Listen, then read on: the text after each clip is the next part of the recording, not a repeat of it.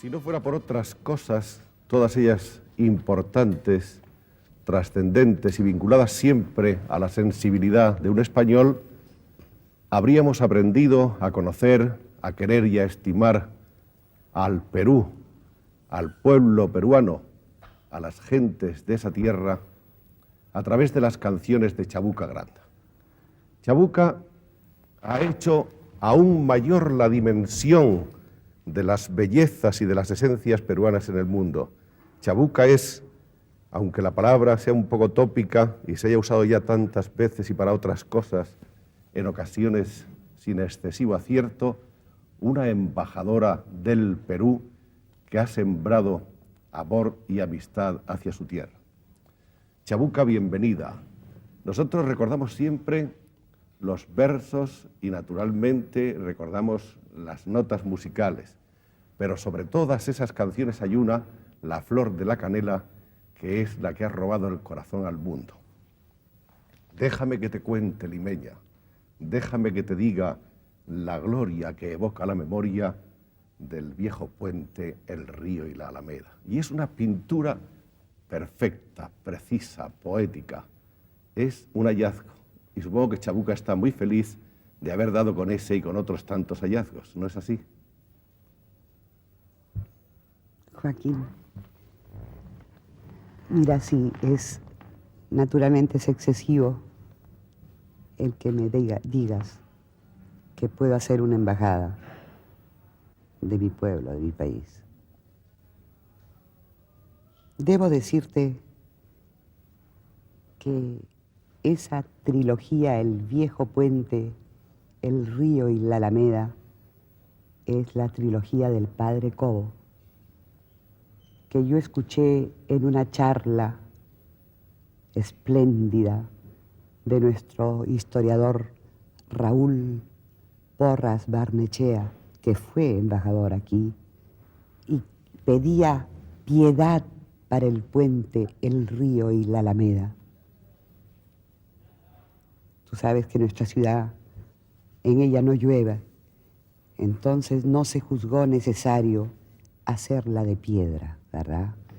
Entonces, con esa humildad del grande que tenía nuestro historiador espléndido, pedía piedad para el puente, el río y la alameda.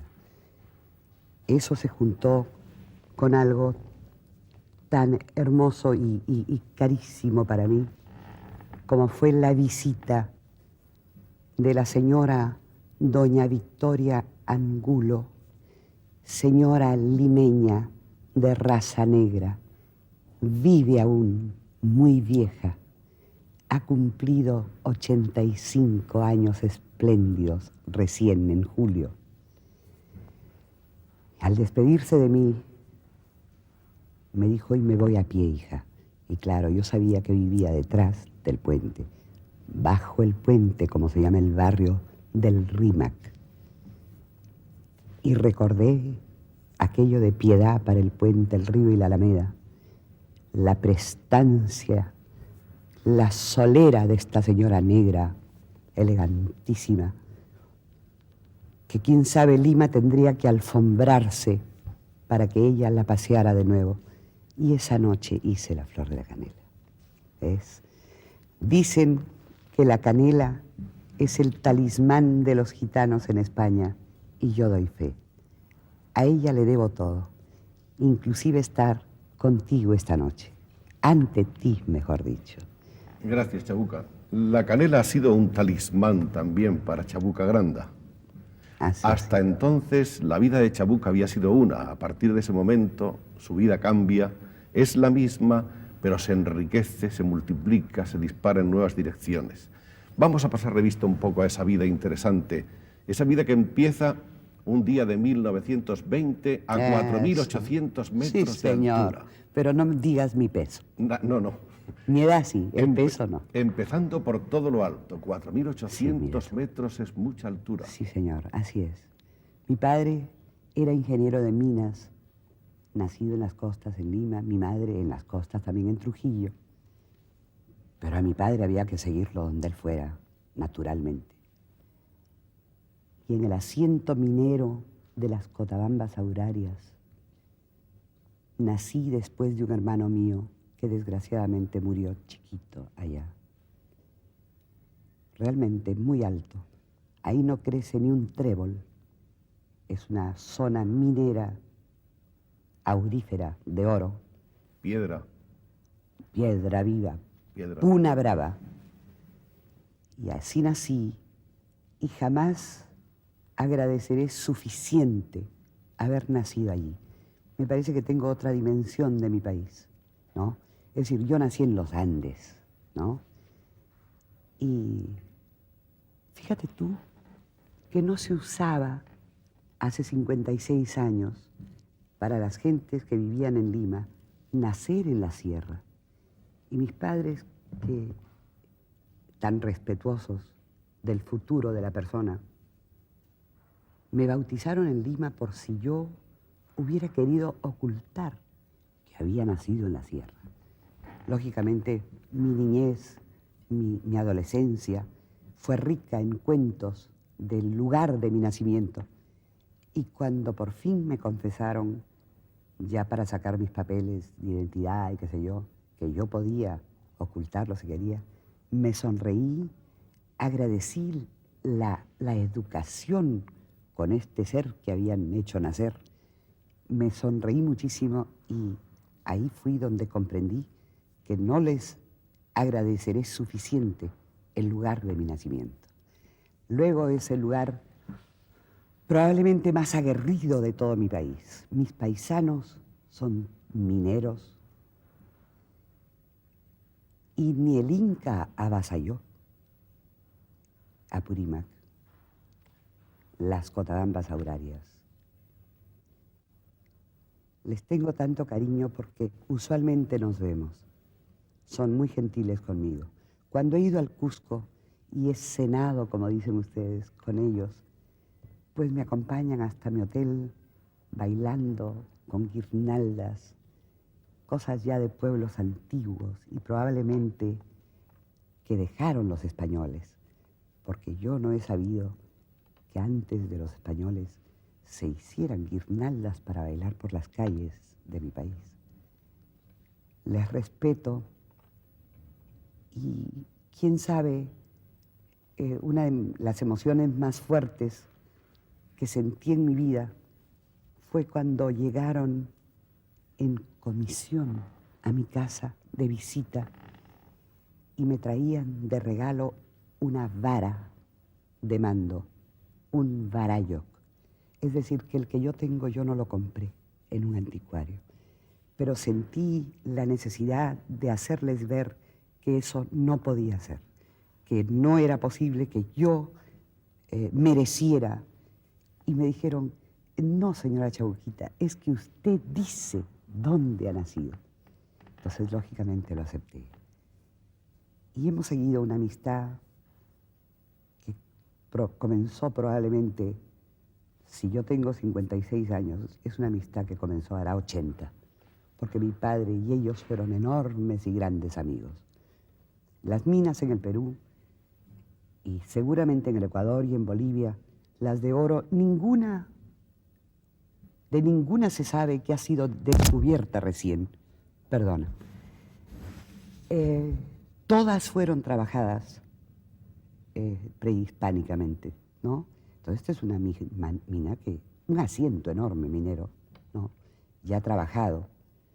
Y mi padre, que fue probablemente de la primera promoción de ingenieros de minas del Perú, después de trabajar un tiempo para la Smelter, pasó a ser el ingeniero de las Cotabambas Aurarias. Los recibimientos son muy serios. Van viniendo de todas las montañas a pocos y se van sentando a conocer la persona y probablemente a aprobarla o desaprobarla, no lo sé. Mi papá les conoció, mi papá era un ser. Fíjate que el único gran dolor de mi vida, a pesar de que tengo tantos años, fue la muerte de mi padre. Ha sido la muerte de mi padre. Le saludó y qué sé yo, y él entraba a su casa, su casita de ingeniero, donde yo nací, que es de madera, empapeladita y qué sé yo. Y en su oficina él veía en la pared un enorme látigo y decía, pero es que aquí tiene que haber pasado un domador, debe haber pasado, o deben haber pumas. Y miraba el látigo esto, hasta que preguntó, perdóneme, ¿y este látigo es para usted, ingeniero? Bueno, mi padre hizo llamar a todo el asiento minero, que era muy grande. Se demoraron sus 2 o 3 días en venir y ellos avisan. Cuando ellos llegan, van lanzando petardos y te van avisando que ¡bum! Van viniendo, ¡bum! Y tú más o menos vas contando los 3 o 4 mil, porque cada uno se quema unos 5 o 6 petardos para llegar. Entonces mi papá, sin hablar el quechua, ¿no? Y que estuvieron todos sentados y hizo descolgar el látigo y que le quemaran en la cancha de trabajo, allí, y que le quemaran desesperadamente, ¿no? Entonces los señores mineros se quedaron muy silenciosos. Entonces él, una cosa que era muy natural, también hace 70 años, se quitó el cinturón de revólver y no lo usó nunca más. Jamás hubo un señor que fuera el número tal, de la mina tal, del asiento tal, del kilómetro tal, de la altura tal. En eso se parece tanto a Eduardo, mi hermano, que es un apóstol, que tiene como 1000 camas, que son los drenajes de los seguros obreros, para que dejen las camas para las emergencias, y él cuida de los demás. Y no hay un número en la cama, ¿no? Es el señor paciente tal y cual. Así fue el comienzo de una vida educada inteligentísimamente, porque luego, cuando tuvieron el temor de que yo me les muriera también de frío, ya me vestían naturalmente como una niñita serrana. Quién sabe, a mi hermanito mayor lo vistieron como un niñito europeo y le dio frío.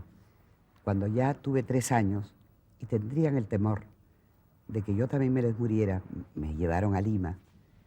Luego a tomar temperamento al barranco, así se decía, y en el barranco vivíamos en la quebrada de la bajada de los baños del barranco, debajo del puentecito de los Suspiros, y junto a la caseta donde a las 7 de la noche salía el cura sin cabeza, así que a esa hora tenías que estar metido en tu casa, ¿verdad? Pasé una niñez impresionante, cabalgando los cerros de la quebrada, a lomo de palo de escoba, con mis hermanos y mis amigos y qué sé yo. Y luego a los 11 años me volvieron a llevar a Lima. Visitaba de vez en cuando Lima y era un martirio, porque me ponían guantes y sombrero y todo siempre vestía de blanco. Entonces me decían, pon las manos naturales. Pon, niña, las manos naturales. Estaba con guantes. Por fin volvía, ¿no? Y cuando ya fui a Lima, descubrí que los niños éramos de colores y ya nadie me pudo deformar. Habían pasado 11 años sin que yo me diera cuenta de esa cosa tan extraña, y con los años me di cuenta que qué torpeza. No hay razas inferiores ni superiores, hay características espléndidas y algunas que no lo son, de razas. Bueno, he pasado 11 años de mi vida y ya te los conté. Después, si quieres ya, bueno, siguió mi adolescencia, me casé como todas las personas. Bueno, vamos a volver casarse. más atrás todavía en el tiempo. Vamos a ir a los ancestros, antes del padre y de la madre de Chabuca. Los orígenes, ¿a dónde se remontan? ¿De dónde vienen? Ahí te tengo que descubrir el temor que le tengo a España. Yo amo mucho la Argentina, amo mucho México, naturalmente amo el Perú. Y a España le he tenido hasta este viaje y seguiré teniéndolo un enorme temor. El ancestro es una cosa muy fuerte. Tengo el temor de que si me echo a andar a Asturias, la caminaré como 2 años. Nosotros somos de allí. Me parece que las gentes que se ocupan de eso remontan mi casa desde el siglo VII. Luego es un país minero y yo nací en una mina, pero ahí crece el verde, ¿verdad? Es fuerte el ancestro y mi temor es que me suceda lo que le sucedió a Pancho Graña, que cuando venía a España la caminaba y se olvidaba de volver a Lima. También anduvo mucho Italia por otras razones, le gustaba mucho, pero mis nietos están creciendo y entonces tendría que volverme una tribu caminante para mí y eso no sería posible. Si vuelvo a España, voy a conocer la dimensión de mi temor. Voy a caminarla. No hay por qué albergar temor alguno. Pienso yo que el reencuentro con las raíces no es a veces doloroso, pero nunca patético. En mi caso, sí. Sí. ¿Y si no vuelvo allá? ¿Por qué no? No lo sé. Todo es uno y lo mismo. Ese es mi temor. Los ojos de Chabuca son unos ojos azules, azul claros, absolutamente unos ojos del Cantábrico. Sí. Sí. Es cierto. Y su pelo es rubio. Tenemos 300 años en el Perú, ¿no? Ahora, en realidad, lo que sí puedo decir que yo sí hice fue retener, o quién sabe, ¿cómo será la palabra? Mantener mi mirada campesina. Eso sí, ¿no? Me gusta. Chabuca, la puna produce a los que no son habituales, a los que no han nacido y a los que no han vivido mucho tiempo en ella, una rara enfermedad. Se afiebran al segundo día de llegar, o algunos hasta en el primero, les entra una gran desazón, tienen que estar en cama. ¿Qué es apunarse? ¿Cuál es la enfermedad de la puna? Tener soroche, pues el cambio de altura. La altura. Y da igual cuando se baja de la puna a la costa. Tienes el mismo soroche, un tremendo dolor de cabeza, probablemente unas pulsaciones muy rápidas. No sé si se afiebra la gente, a lo mejor sí, por las pulsaciones, ¿no? Y después te acostumbras, ¿no? México, por ejemplo, es alto, pero es tan entretenido que tú no te das cuenta, ¿verdad? Con Bogotá te pasa igual, es muy entretenido y no te das cuenta. En las punas bravas, quién sabe, te pueda pasar como al artista. El artista está condenado a una gran soledad, pero es que debe saber disfrutarla, si no está perdido. ¿Ves? Y en las punas seguramente debes saber disfrutar eso. Tú sabes que de mis enormes miedos de muchos años fueron 2 terribles palabras: el infinito y la eternidad. Y yo me abismaba y me horrorizaba de pensar que podía haber una eternidad o un infinito, y vivía muy desazonada, hasta que no sé cómo, probablemente lo analicé mucho, probablemente lo pensé mucho, y no sé cómo, ni cuándo, ni en qué forma llegué a darme cuenta que tengo toda una eternidad para mirar un infinito, y ya no tengo ese miedo. Así que quiere decir que el artista debe estar a solas, debe tener tiempo de pensar y debe tener personas como tú que debe saber tanto y saberlas escuchar. Me imagino que la vida para una niña no era exactamente la más deseable en esas condiciones, con un medio físico áspero, agreste, hostil, con un medio meteorológico inclemente, rigurosísimo, hasta el extremo de ser mortal en ocasiones, porque el frío allí llega a ser muy intenso, ¿no? Intenso. Pero no pasó conmigo así. Dicen mis padres que yo fui una niñita muy feliz, que jugaba en las cochas con las ranitas. Las cochas son las lagunas, dichas en quechua, ¿verdad? Luego me vestían, como te cuento, de polleritas, muy abrigada, y me ponían los cristales muy oscuros, como venían del óptico, sin formita, muy con unos elásticos, muy así. Esas son todas mis fotografías. Pero, por ejemplo, cuando mi hermanito vivía, probablemente no le gustaba que yo entrara al cuarto de mi mamá. Y yo jugaba en la noche y tenía una ama generosísima que jugaba toda la noche conmigo y otra muy generosa que se hacía cargo de mí todo el día, ¿verdad? Cuando tenía fuerzas el ama de noche me acostaba, ¿no? Me desvestía, me desnudaba y me acostaba. Y cuando no tenía fuerzas, las dos amanecíamos tendidas sobre las esteras, dormidas hasta las 2 o 3 o 4 de la tarde, costumbre que no se me ha quitado. La noche para mí es el momento de trabajo, es el momento del silencio. Y que no está mi hermanito, que no me impide entrar al cuarto de mi mamá. ¿Los asentamientos mineros de esa zona continúan funcionando igual? Te tendré que decir una cosa muy curiosa. Cuando mi padre y mi madre decidieron hacer lo posible porque yo no me les muriera también y ya llevarme a las costas, los otros ingenieros que fueron se quedaron tan deslumbrados del material en cancha que había, que lo agotaron y lo trabajaron. Y mi papá preparaba las vetas de 2 en 2 años, como debe ser, ¿verdad? Pero por alguna razón que no quise ahondar en mis conversaciones, los mineros, mientras trabajaron estos jóvenes ingenieros nuevos, no se hicieron amigos y borraron las vetas. Y no se trabajó más la mina. Desapareció. No, ahí está. Pero desapareció la explotación. Las vetas sí.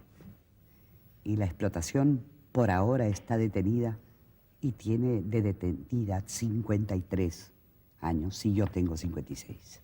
Quiere decirse que los ingenieros no bastan. No. Fíjate que lo más que tiene el hombre, lo que realmente lo distingue, es una muy sólida educación. Y eso, tú mejor que nadie que conoces tanto América, tú sabes todo lo que ustedes nos dejaron a nosotros. Invalorable. La hidalguía, la galanura, la amistad, la honradez. La dignidad. La dignidad. En este momento,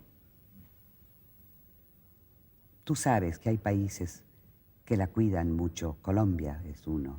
Además, habla muy buen castellano en Colombia. ¿Quién sabe nosotros después? Todos, el pueblo mexicano es un pueblo erguido, es muy lindo. Bueno, conoces la América y sabes que sí.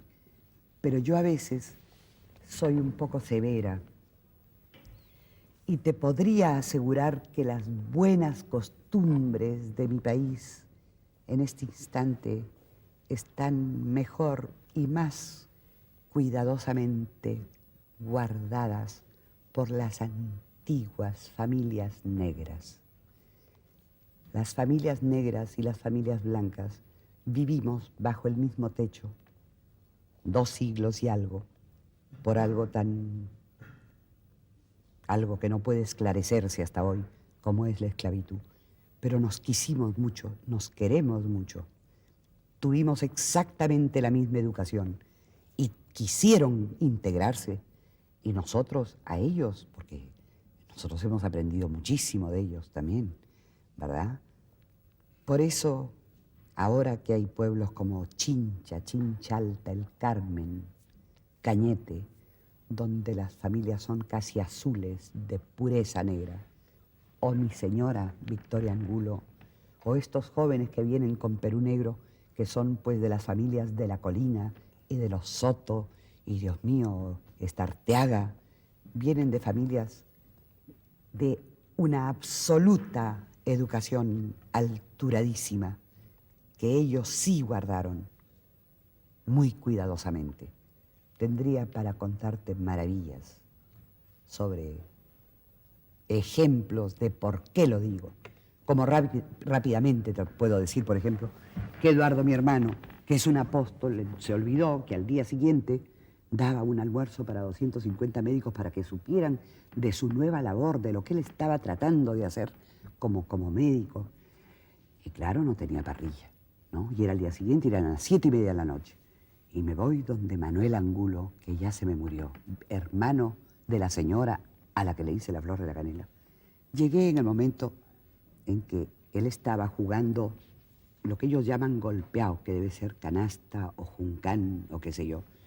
Porque Manuel Angulo probablemente, y las personas como él, muy señoras, probablemente son los únicos señores que se visten para comer en Lima, porque terminan su trabajo de herrería, por ejemplo, se bañan, se visten para comer, ¿verdad? Los demás vienen de la oficina y pasan, se lavan sus manitos y se sientan a comer. Pues Manuel se vestía para comer. Y las mujeres estábamos al otro lado. Llegué en el momento en que se escoge el arroz. El arroz, que no es muy bueno, hay que sacarle las piedritas, separar las cascaritas y hacerlo limpito lo mejor posible. Y eso es lo que hacen las mujeres a las 7 de la noche. Grano a grano. Grano a grano, ¿no? Entonces él dejó de trabajar y le digo, Manuel, este joven que da una parrillada, y me queda mirando, y en el bloccito del Juncán me dice, dibújela. Y le digo, Manuel, yo no sé dibujar. Entonces él dibujó un somier con patas y me lo enseñó y dije, debe ser así. Al día siguiente, a la 1:30 de la tarde, los doctores aprendían de las nuevas formas de pensar de Eduardo, mi hermano, lindísimas. Es un hombre conservador de las buenas costumbres y de las, ¿cómo te podría decir? No de las derechas esas que hacen y juntan el capital, no de derechas de educación. Es una cosa tan rara. Es un conservador de las buenas costumbres, ¿no? Y estaba la parrilla y estaban mis caballeros negros con sus ojitos muy rojos. Claro, comprendí que no todos tenían el anteojo para soldar. Pasó el almuerzo, verdaderamente me quedé tan sorprendida de todo esto. Tomé pisco con ellos, ¿no? Y al tercer día voy y le visito y le agradezco y le pido su factura. Y se yergue Manuel y me dice, ¿cómo factura? ¿Usted me la ordenó o me la pidió por favor? Qué bonito. Son pequeñas cosas que te dan una idea de lo que son las antiguas familias educadas de nuestro país. Sigamos andando en el tiempo. Hemos tenido una deliciosa evocación de lo que fueron los años infantiles de Chabuca Granda, nacida Isabel, porque María Chabuca, Isabel. María Isabel, porque Chabuca es un diminutivo.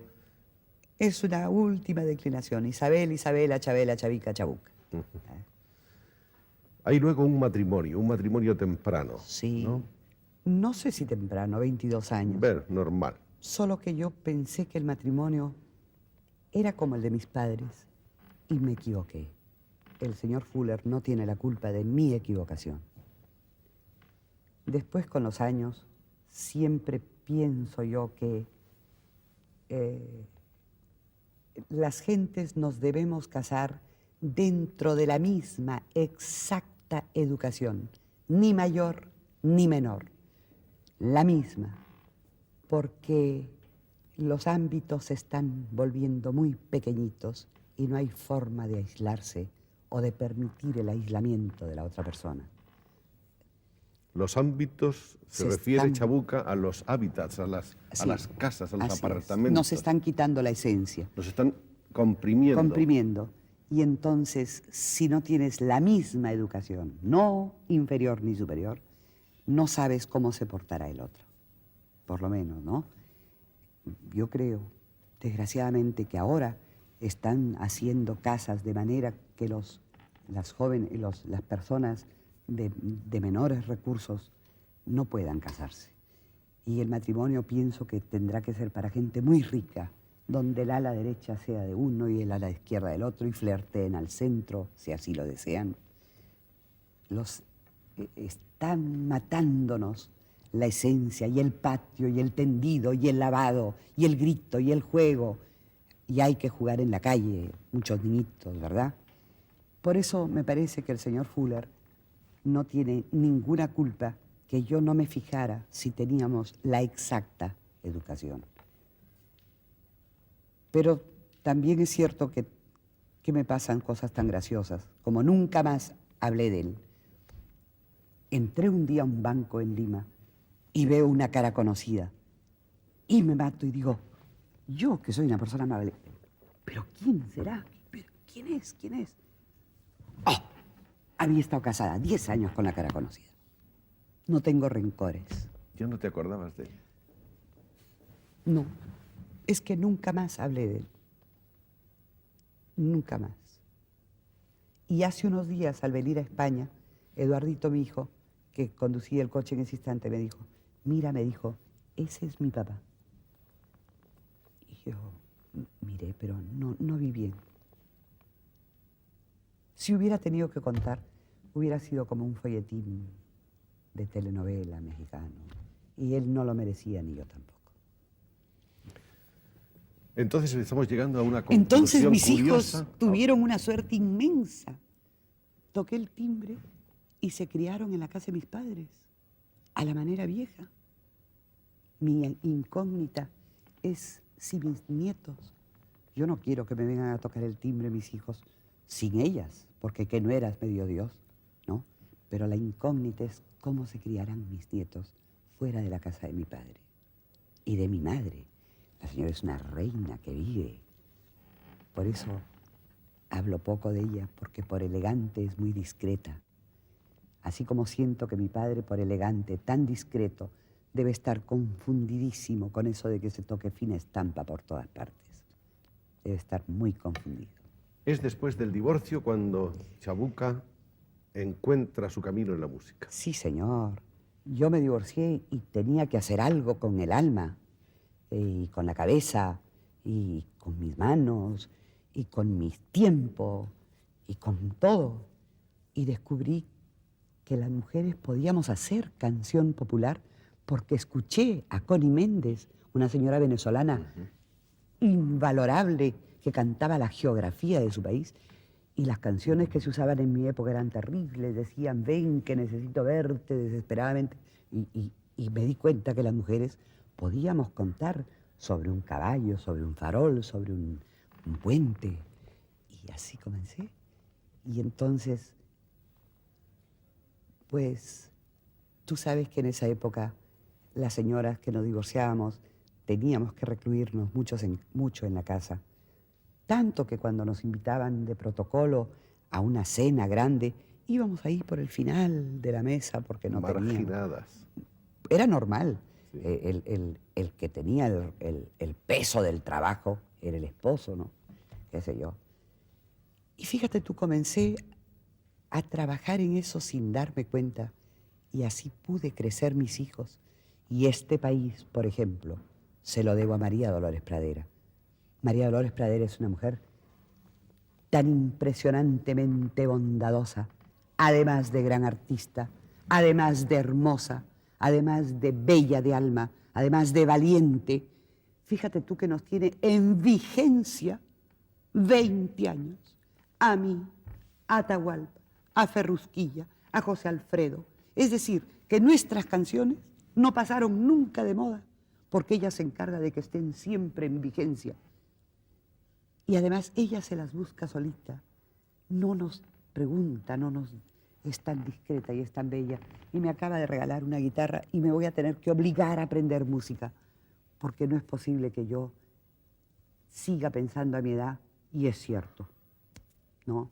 La música es aritmética, y yo sumo y multiplico, pero no resto ni divido, y la música es división. Pero con esta guitarra me voy a dar la sorpresa, porque suena tan bien que deben ser muy lindas las escalas, ¿verdad?